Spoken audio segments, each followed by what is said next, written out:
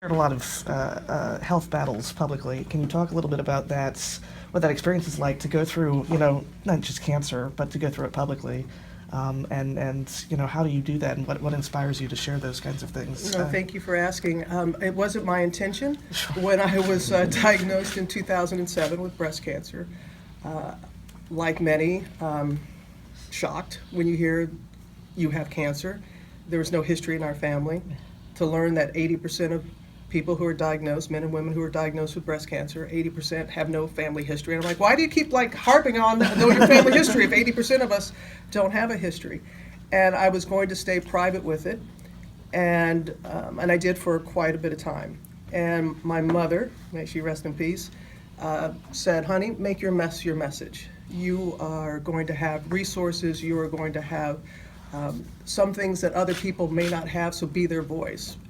And so when I was clutching Diane Sawyer's hand and said I had breast cancer, the number of people who reached out and then went and had mammograms, people who had put things off for such a long time.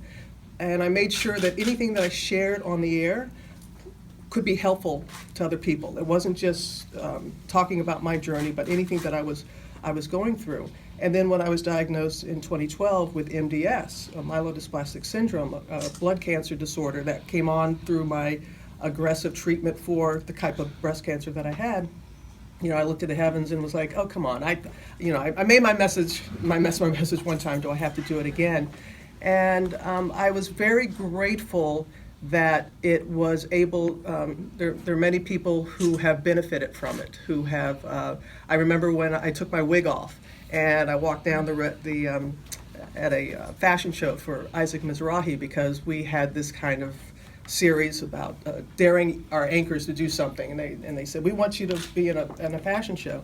And I was like, great, I'd just gone through chemo, I'm bloated, I'm bald and all that, and I had my trusty little anchor wig on.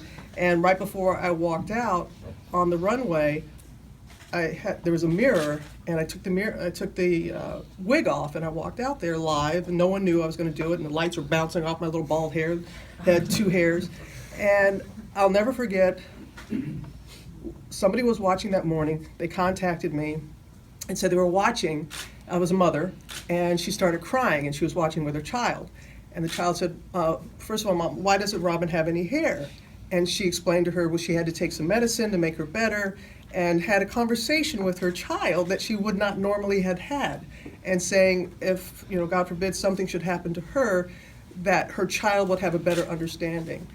So I'm very grateful that my journey has been able to help others.